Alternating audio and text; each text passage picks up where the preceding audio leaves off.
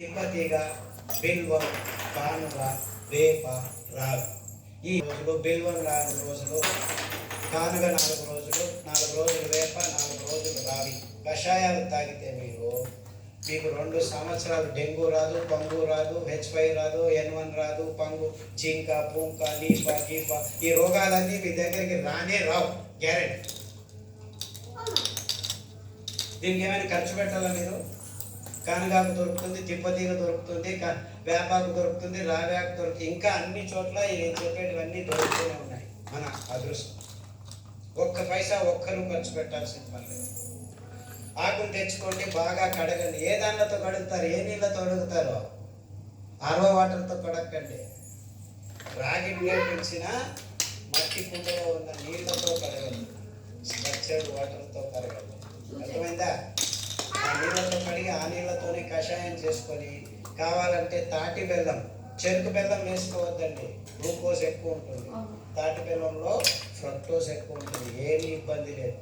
పిల్లలకి బెల్లం కొద్దిగా వేసి కషాయం తాపించండి. 9 నెలల పాప నుంచి 108 సంవత్సరాల ముసలి వాళ్ళు కూడాను కషాయం తాగొచ్చు, ఏమీ ఇబ్బంది లేదు.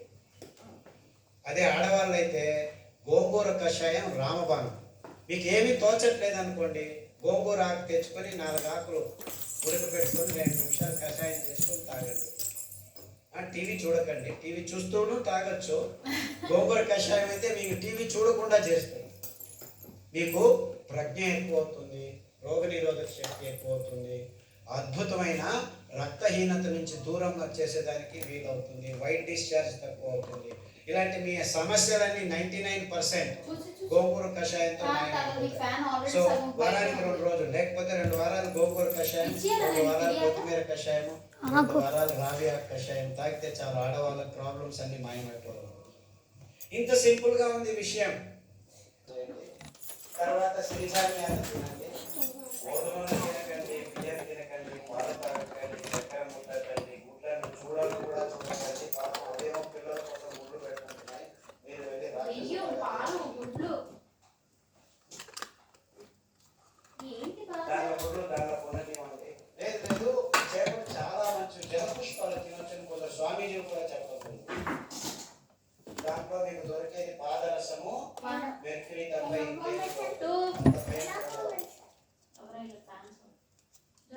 బుద్ధిమాంద్యం పోదు కదా, బుద్ధిమాంద్యులు అవుతారు. మీ పిల్లలు బుద్ధిమాంద్యులు కాకుండా పుట్టాలంటే గొర్రెలు తినండి, అడ్డుపరులు తినండి, అరికలు తినండి, సామెలు తినండి, అరటి బోధ కషాయము, పసుపు కషాయము గర్భిణిగా ఉన్నప్పుడు తాగండి, పిల్లలకు తాగించండి. మీ పిల్లలు బుద్ధిమాంద్యులకు సూక్ష్మగ్రాహీలు అవుతారు.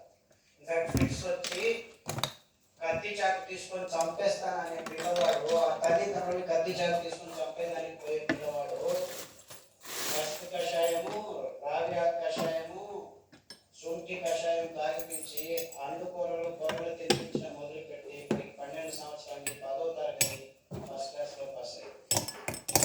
ఇలా వందల కేసులు ఉన్నాయి. అంటే ఫిట్స్ కోసమని టెక్నికాలు, వాస్పోయిక్ యాసిడ్, ఫ్రీజియం ఇవ్వడం మొదలు పెడతారు పిల్లలకి. ఆ మందులు తీసుకుంటూ పిల్లలు బుద్ధిమంతులు అయిపోతారు. ఫిట్స్ రావు అని చెప్తారు, అయినా వస్తూనే ఉంటాయి. అలాంటి వాళ్ళందరికీ గొర్రెలు, అంటుకొరలు చూపించి ఈ కషాయం తాగిపిస్తే 6 నెలల్లో టాబ్లెట్ను మెల్లిమెల్లిగా ఆఫ్ చేసి ఇప్పుడు హ్యాపీగా ఇంట్లో అందరికీ సహాయం చేసుకుంటూ బాగా నడుస్తూ లేకుండా మాట్లాడటం మొదలు పెట్టారు. అది 15 వెరీ వెరీ సింపుల్.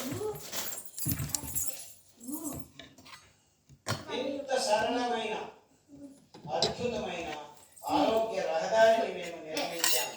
ఇంకా బాకీ ఉంది ఏమిటి? మీరందరూ అందులో నడవటం మాత్రమే. అంటే అందరికీ ఆహ్వానం, ఆరోగ్య రహదారిలో నడవండి అని మా విన్నపంతో మీ అందరికీ వందనాలు. అరగట్లేదు, దీనికి 2 కారణాలు ఉన్నాయి. మీరు పొద్దున సిరిధాన్యం ఇడ్లీ తింటే రాత్రి వరకు ఆకలి కాదు. మీరు అనుకుంటున్నారు ఈ బియ్యం తిని 2 గంటలుగా ఆకలి అవుతుంది కదా, సో అది బాగా అరుగుతుంది అనుకుంటున్నారు. అలా కాదు. ఇది సిరిధాన్యాలు తింటే మీకు ఎంత కావాలో అంత గ్లూకోజ్ అందుతూ ఉండటం పని వల్ల చేసుకొని నీకు ఆకలి కాదు, తినేసి పెడతానని అంటే అది చెప్పాను కదా. జీర్ణం కావట్లేదని కాదు నీకు అర్థం. ఉండు, ఇష్టం. అందరికీ ప్రాబ్లం అది. అంతేకాకుండా